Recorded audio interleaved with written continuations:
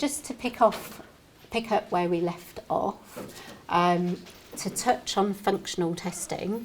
So one of the things that we do encourage people to do as part of this seeing genetics as part of the whole is to look at genes and gene profiles alongside functional tests. So it's all part of this jigsaw puzzle of the usual things that you would do if you were seeing a client. And these are some of the tests that you could do for thyroid hormone biomarkers. But as we know, there are different ranges depending on who is assessing them and which company is doing them. So it's really about doing your own homework and understanding that. These ranges here are ones that the IFM kind of work to. They tend to be much more conservative than the typical GP ones. And there are lots of references around that. This reference here is where we got that from. But this isn't a lecture about the functional testing. I'm sure you could do a whole day, whole conference on that as well.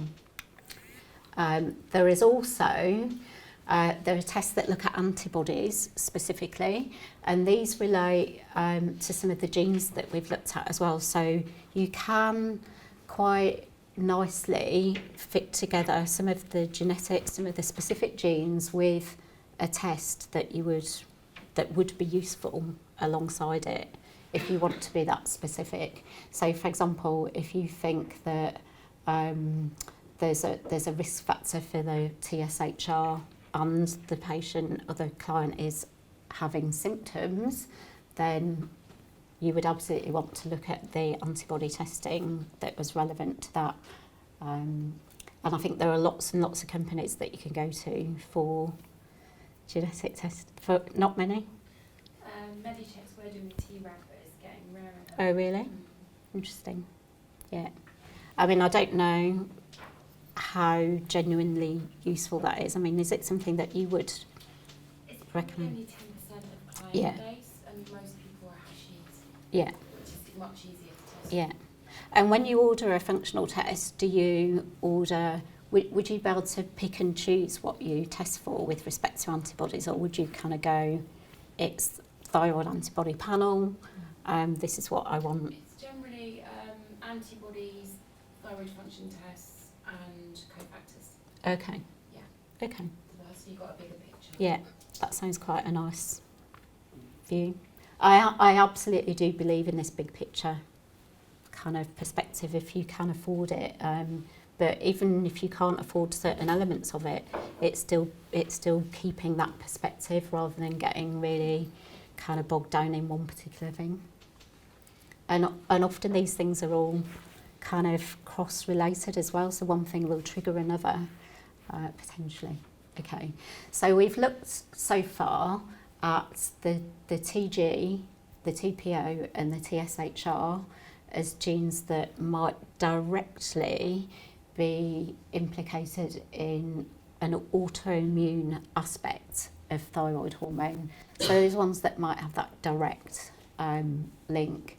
So the TSHR from a Graves perspective and TPO and TG are more likely Hashimoto's, but there is also potential for Graves with those.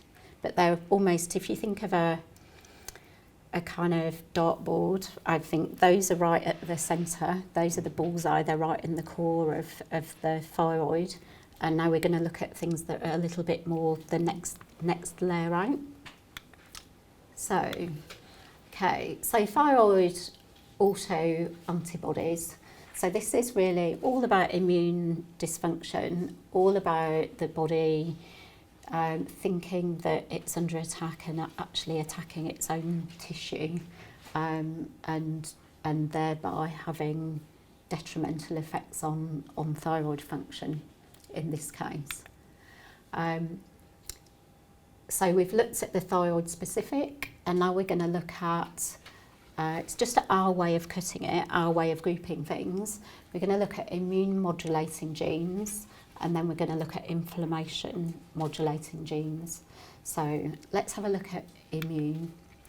So this is again, it's a Venn diagram showing that there are some things that are specific to hyper or Graves and some things that are specific to Hashimoto's, but the vast majority of these could feature in either scenario. Okay, and the blue are the right at the core, the purple are the next layer out, this autoimmune, and the red are inflammation more systemically or more generally. So, autoimmune. So one thing I would say before we go into the detail of the genes is that quite often people have autoimmunity running in families, but within that family, the autoimmune condition might express quite differently. So you can have some people who might have rheumatoid arthritis within a family or a thyroid autoimmune condition. Actually, it could be similar root causes, as in similar genetics, that create a vulnerability, but the way it expresses itself and the way it actually comes out as symptoms and evolves is just almost dependent on environmental factors and what actually triggered it for that person. So these genes that we're looking at here are genes that affect multiple autoimmune conditions. They're not just specific to thyroid, although they also have a specificity to thyroid. So there is very, very strong evidence that the SNPs that we're looking at can result in an autoimmune thyroid condition. So a lot of these are involved in T cell activation and T cell behaviour. So this gene here, PTPN22, usually has a inhibitory function, so it's negatively regulating T cells. It's kind of keeping them under control. But if there is a SNP, it kind of unblocks that blocking. It's kind of undampening it and giving it more risk of being more active, if you will. And this is also linked into the HLA family of genes, which out of all of this, I'm going to focus on HLA the most. So, quick whiz through, that's PTPN22. CTLA4, there are actually three SNPs on this gene. And again, this is a T cell regulator, the gene. And if there are SNPs on this, it's basically just causing dysfunction in the way that gene works.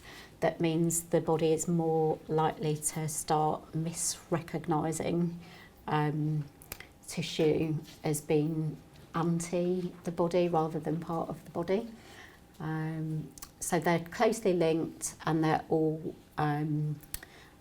associated with increased risk because they reduce the protective effect of that normal gene action. And then this one, similar again. This is actually slightly different because it's more linked with inflammation as well. And it's not suppressing or it's not controlling the thing. It's the SNP actually lets the gene express more, and it's associated with increased auto-antibody production and lots of other autoimmune conditions, as you can see there, so rheumatoid arthritis and type 1 diabetes as well. And the SNPs are also pro-inflammatory. So even though we've tried to group things in nice little boxes and try and make them behave, there are still these crossover features or characteristics of the genes. So it's an autoimmune, but it's kind of acting in an inflammatory way as well. Okay, so this is my favourite, if you can have a favourite autoimmune gene risk. The HLA family of genes are really, really important when you're looking at any autoimmune condition. There are lots of them and they're incredibly complicated to analyse. So instead of just being able to look at a single SNP, sometimes you've got to look at more than one SNP together to decide which HLA type someone is. And this isn't a new thing. People have been using it for things like transplants, organ transplants, for example. When people are doing that, they will type people to see whether that organ or the donor person is gonna basically conflict with the recipient, and whether the body is therefore likely to attack the donated organ. And it's one of the key things that they have to assess is this HLA type that people have and whether it's compatible or not. So HLA, basically, if there are variants, it's this self-protein dysfunction where it's a mistake. The body just keeps making mistakes about thinking what is an invader and what isn't, and what is me and what isn't. But there are two specific SNPs that we look at. One is on a gene called HLA-DRB1, and the other is on a gene called HLA-DRB1. Is it both? I think we need a correction to that. I think one of them's DRA1. So that will be on the slides that you get. The SNP RS numbers are correct, and these two SNPs are, if you were testing for celiac disease, these are the two SNPs that you would look at for celiac disease. If someone doesn't have a SNP on either of those specific RS reference sequence points, then it's virtually impossible for them to get actual celiac disease. It's a requirement almost to have a variant on there. So it can actually be used as a way of ruling it out. So if you do a test and they just haven't got those SNPs, then it means that it's like 1 in a 20 million person might get celiac disease. And really, is that actually celiac disease? So it can be very useful to rule out celiac disease and not put people through some quite horrible diagnostic testing. But it does show that there is all this connection between things. And indeed, if people have celiac disease, they are more at risk of developing a thyroid autoimmune condition. So not only do autoimmune conditions materialise differently within a family, but an individual can actually be predisposed to autoimmunity in multiple ways. So once you've got one, then you're more likely or more at risk of developing another, because the etiology is the same. The body's just getting it wrong, and it's developed these autoantibodies, and they're attacking. One thing that can be quite useful is if you know that people have got these specific SNPs, then gluten could be something that straight away you can look at as a remove gluten, or consider removing gluten and go through the process that you would usually do if you were considering that. So gluten can be a risk factor for thyroid autoimmune via this mechanism. So this is the original molecular mimicry mechanism? Yeah, Right. yeah, exactly. And these are quite common. They're not as common as some of the glutathione ones. So some of the glutathione gene deletions, 50% of Caucasians have a gene called GSTM1, which is one of the main glutathione genes. 50% of Caucasians don't have that gene at all. So it's a really, really frequent one. These ones are still pretty frequent, but it's more like the single figures, so it'd be more like 5% of people might have a SNP in this. So actually, I think that can be more useful in a way.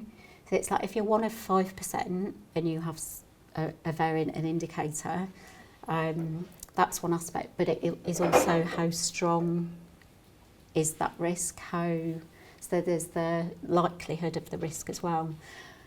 The likelihood is still quite low. So again, just because someone does have a SNP on here, it just means it's possible. It doesn't mean it's probable. In fact, the majority of people with these SNPs will not get an autoimmune condition. So that's another potential risk factor for people who do it on their own and they just go, I've got a celiac risk. I always knew that I couldn't eat bread. There are lots of other reasons why gluten or wheat might be problematic, but you can at least rule out if it's actually celiac disease. Okay. And then there is this other one. I quite like the name of this, FOXY1. It's a bit more complicated and it's involved in thyroid gland development and particularly affects TPO and TG. But the SNP is not only associated with kind of the thyroid diseases that we think of as being adult thyroid diseases, it's also quite important in pregnancy. And there are pregnancy risks associated with that as well. So it's important for the development side of thyroid function as well. Okay. So that's the kind of autoimmune cluster of genes. These three are inflammation and they are relevant in the context of thyroid, but they're also relevant in other contexts as well. So whenever you're thinking about inflammation, which is when people are unwell, it's pretty much most of the time, there's an inflammation aspect. So the first one and the second one are quite linked. They're all part of this tumour necrosis factor family, and they're involved in what I would call systemic inflammation. So there are SNPs on those that you can just tell if someone is subject to health or environmental factors that are likely to cause inflammation. The response will be more. They're just more susceptible to it than other people. And the same with the interleukin-6. So we could look at particularly the TNF and the interleukin-6 gene. You can look at that in so many different contexts. You could almost include it in any health assessment. So if you're looking at Alzheimer's disease, for example, if you were looking at depression, these genes are involved in a greater inflammatory status, a greater inflammatory response. The reason it's involved in depression is because there's a pathway that upregulates the use of tryptophan to make kynurenic acid and to manage that inflammation aspect. These are associated with predisposing people to upregulate that particular process more and therefore rob tryptophan from making serotonin. So you could almost just have this as a consideration that you can put in lots and lots of different scenarios. Okay, so this is a little summary of where we've got to so far in terms of the thyroid hormone synthesis and the actual gland itself and the HPT axis. So we've got certain genes that are generally have an inhibitory effect if you have the relevant variants on them. And some of those are the axis itself, the inflammation group, and the kind of more general autoimmune. Then we've got the GPX and the glutathione. We've also got to think about all these nutritional and environmental factors. So selenium, glutathione, iodine, tyrosine, iron. The stress link with the feedback loop is really, really important. And as well as cortisol, things like adrenaline also have that feedback effect. So they're going to exaggerate the stop on there. And then the chlorine and the fluorine or fluoride, which are the bad guys in terms of the actual thyroid hormone synthesis in the thyroid. And then things that can cause a more stimulatory effect. Some of them are pretty straightforward and they're uniquely in the stimuli column. Other things you see are in both. So, you know, life is not always as simple as we want it to be. And it's the same with a lot of receptor genetics actually. Sometimes looking at a receptor or any gene, there might be SNPs that indicate more upregulation and SNPs that indicate downregulation, and you kind of look at it and go, well, what does that mean then? Is this person predisposed to higher or lower? And actually that means they're more predisposed to it being dysfunctional and maybe veering between higher and lower, depending on what the environment is supporting and the direction that the environment is pushing them in. So a lot of these autoimmune things could result in hypo, or hyper initially, which then causes ultimately so much destruction that it ends up in a hypo situation. And then things like infections, viruses and bacteria, often they're a trigger, particularly for autoimmune conditions. People can sometimes almost think back and work out this is when it all started to go wrong. What about parasites? Yeah. Yeah, exactly. Often something happens to someone, whether it's some really majorly stressful event or an infection or whatever, that is the start point for all this. And it's pretty difficult to imagine that anyone would have in their lifetime no events. So, you know, if you've got the vulnerabilities, then there's potentially some point in your life, those genetic vulnerabilities are kind of the places that are most likely to suffer when you're under lots of stress, when you're inflamed, when you get infections. So pre-warned is pre-armed. And then obviously food intolerances, we talked about celiac and gluten as being a factor there. Okay, I'm going to skip this for a minute because we were going to show that just before the break, and I'm going to move on to the next section. Has anyone got any questions so far about where we've got to? So we've basically we're halfway, which is about right, and we've looked at the whole HPT axis and the things that can affect thyroid hormone synthesis, really. Okay, we're good? Okay. So the next part is we've made thyroid hormone in the thyroid gland, but actually the action of that hormone is distributed in various organs and systems in the body. It's not all about just what happens in the thyroid. So the thyroid hormones have to be transported. And so firstly, they have to get out of the thyroid into the bloodstream, and they're transported by these globulins. So TBG carries T4, that's the main carrier. And then there is also TTR, which carries thyroxine, and retinol, which will come to retinol probably straight after lunch, but retinol is so important for thyroid hormone function. And then albumin has been described as a taxi, but all those things can affect the ability or transport of thyroid hormone. But from a genetic perspective, it's the transporters themselves, not the carriers, that we know can have variances in them that affect this transport. So they affect the actual passage of the hormone, firstly out of the thyroid gland into the bloodstream, but then most importantly out of the bloodstream into the place where they're going to work and have their impact.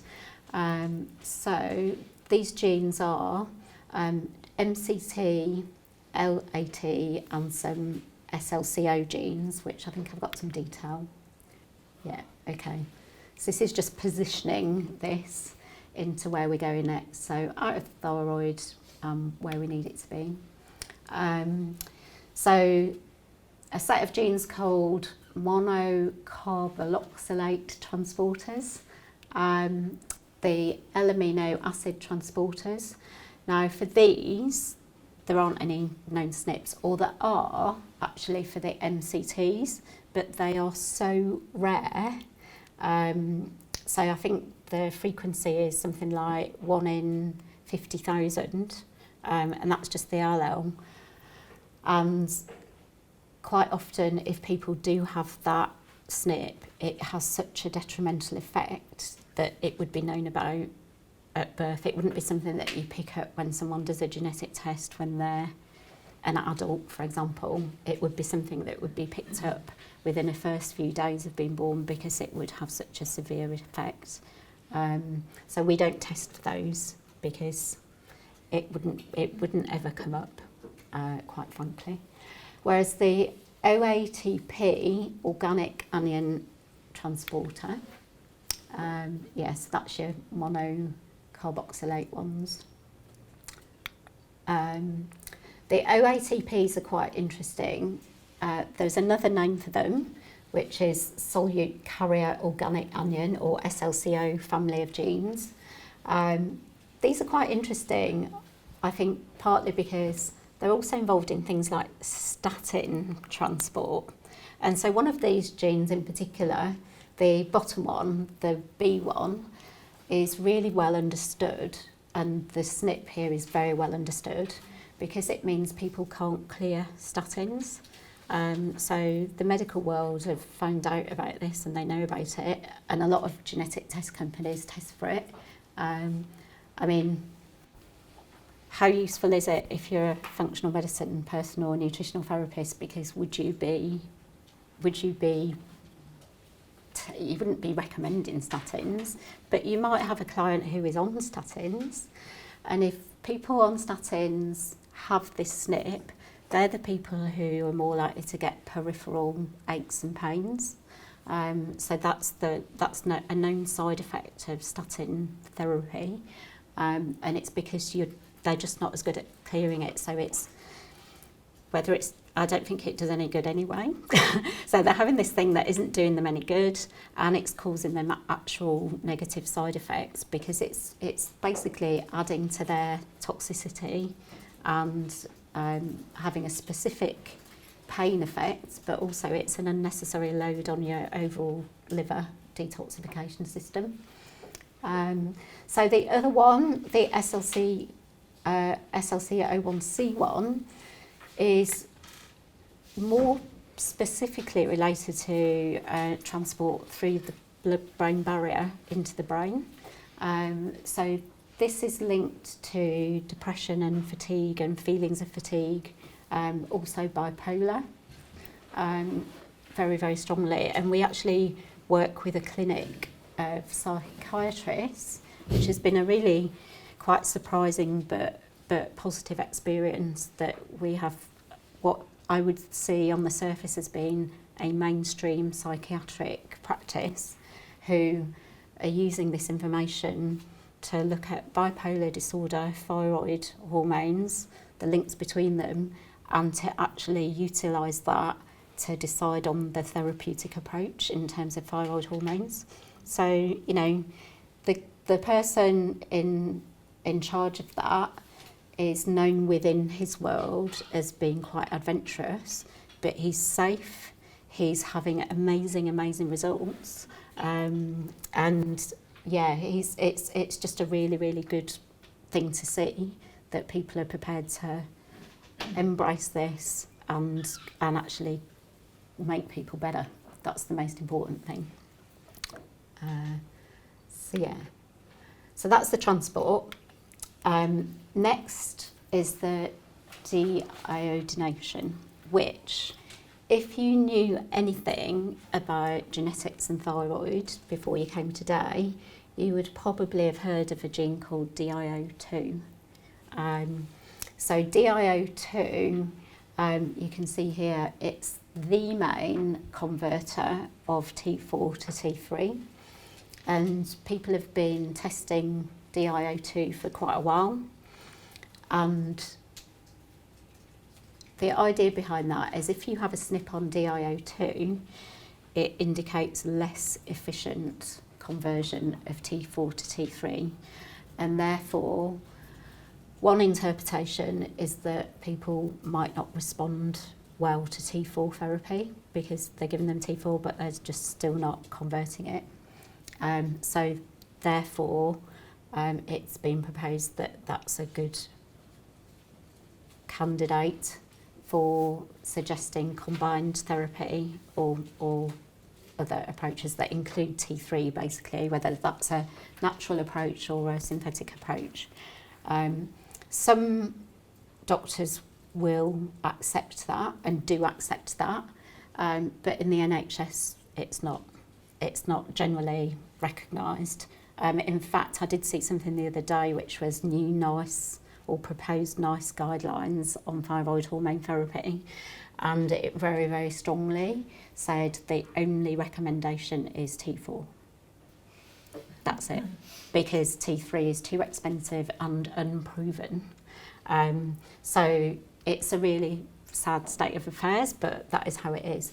There are private doctors who will take this on board and will change their approach accordingly, including the psychiatric guys. One approach they have, they actually do the highest dose possible of T4 for some people, so they look at other things as well.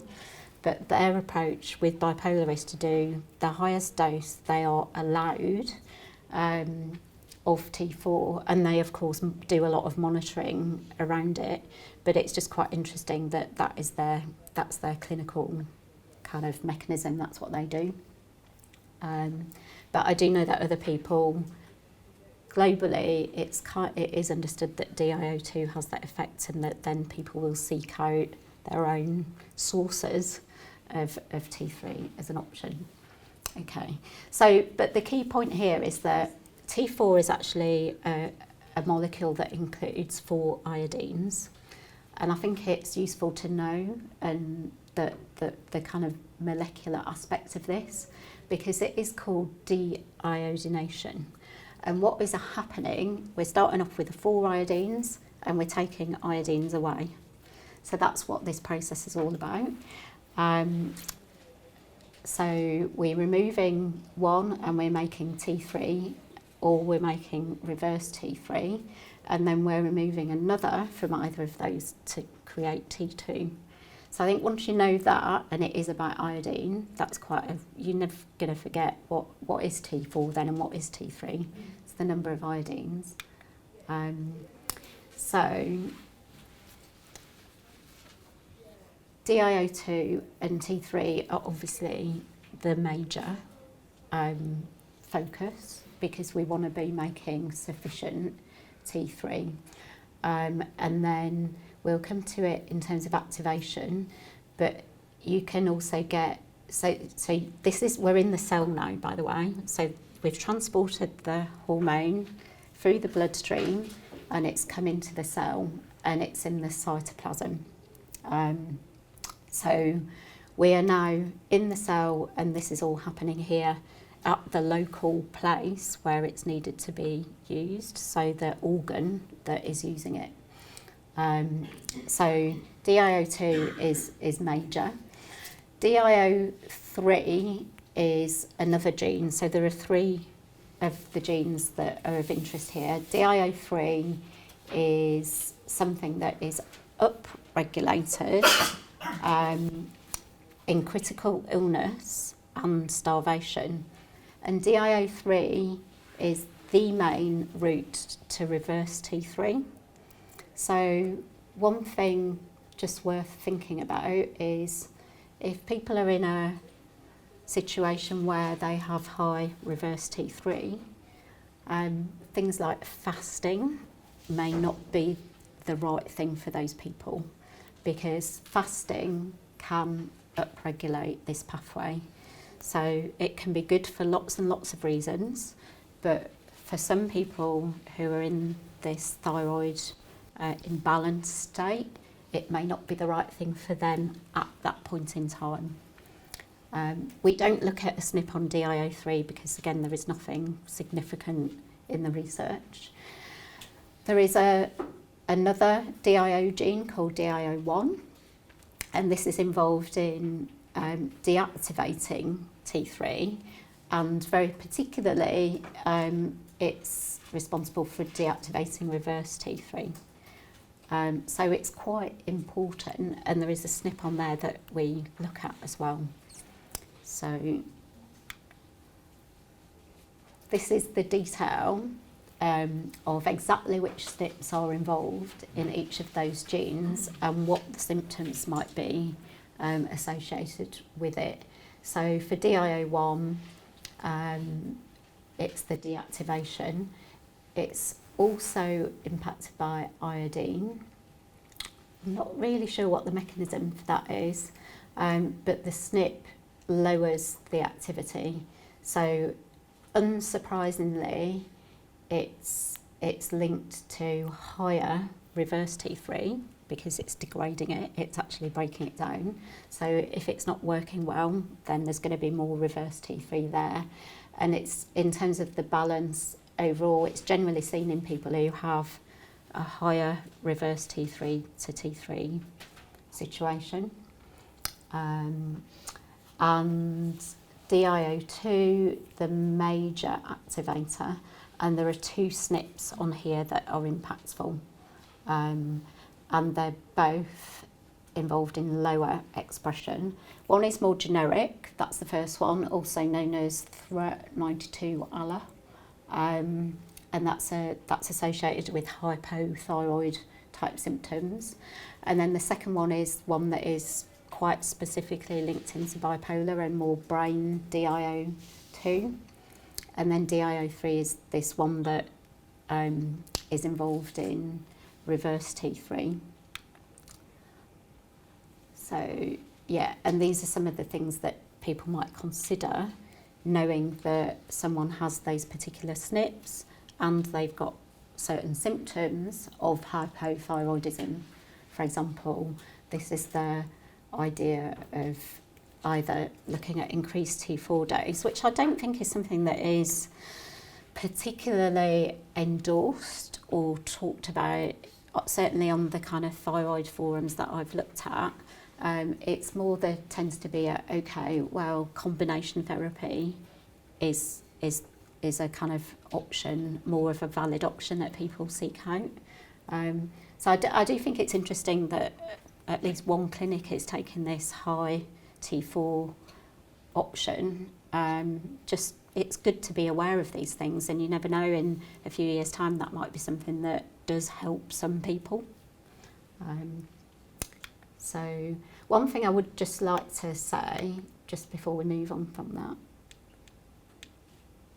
is the difference between T3 and reverse T3 is just which way round the molecule is. It's as simple as that. So it's the same components, it's the same thing, but there are di-iodothyronines and tri-iodothyronines that are basically joined together to make the T3 and the reverse T3, and it's just which way round they are determines whether it's T3 or reverse T3. And the reason reverse T3 is negative and has a kind of down-regulating effect is because it basically blocks the T3. So because it's effectively the same molecule, it blocks the receptors, so the real T3 can't get in there and can't actually have the effect that we want it to have. So the raw ingredients are all the same, it's just at this last minute the body goes, oh, I've decided that actually I need to put the brakes on rather than press the accelerator, for whatever reasons. And the mechanism for that is to basically reduce your DIO2 activity and probably increase your DIO3. So we all have the potential for this shift, but actually that's the way we're designed. It's there for a reason. And I did see a statement the other day that said reverse T3 is not a thyroid disease, it's a mechanism. It's there because it's a way of slowing it down deliberately. It's part of the design.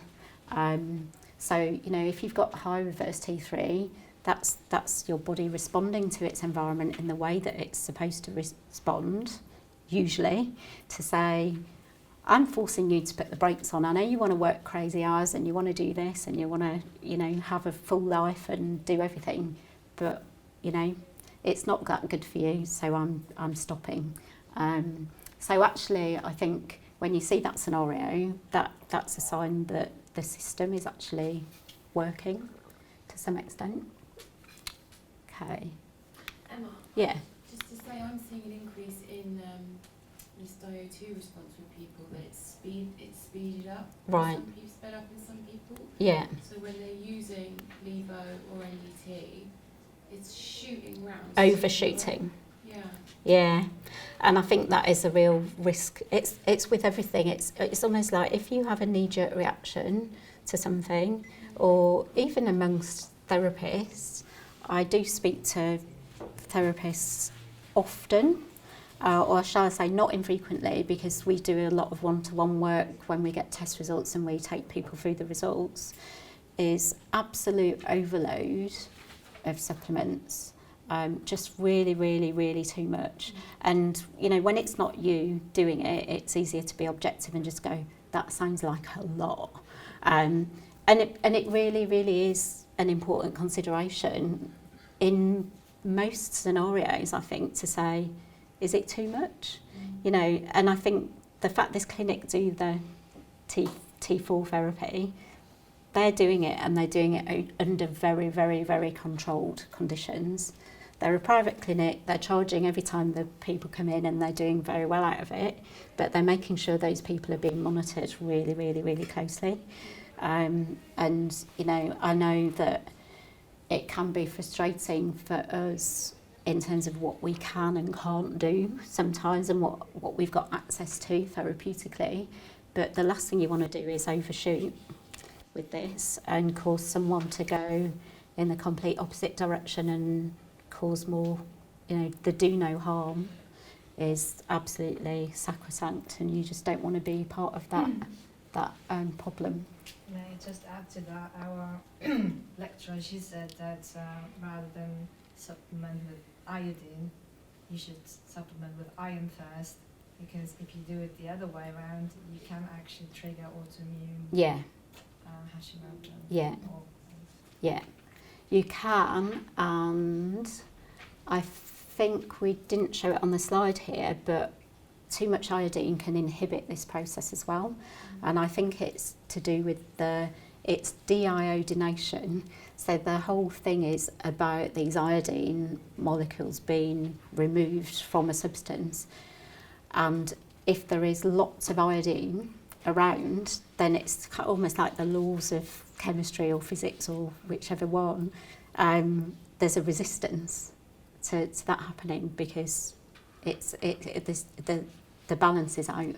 So again, that's a really, really good other example of you can have too much of a good thing and it isn't a good thing anymore. So treat with caution. And even things like selenium. So selenium is a great antioxidant, and it's a specific antioxidant as we've seen with the GPX gene, and it's really important for the DIO genes. So they also are made from selenium. So that's why you need selenium for this to happen. But you've got to be careful of your sources. Someone at a recent lecture said Brazil nuts from Brazil have got lots of mercury in them, I think. You know, how do you win? It's really, really challenging. But you don't need many Brazil nuts to get enough selenium. You don't need people to be munching through a packet a day or anything like that. It's like 1 or 2, I think, isn't it, they say? Yeah. And I'm sure you can also get selenium as a supplement. Okay.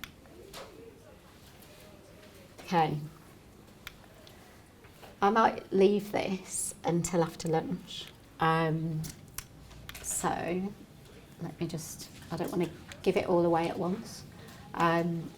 So yeah, the next steps is going to be, we've made these hormones. how are they actually used? How do we respond to them? And what are the factors that are going to get in the way of that? So we're nearly there. We've made these things and they're in the right place. And you've seen that an awful lot can disrupt that process, even just getting to this point. Are there any questions so far on the material? Okay. In that case, I would just like to tell you a little bit about genetic testing, if I could. So you saw right at the beginning, in fact, I might be able to find it.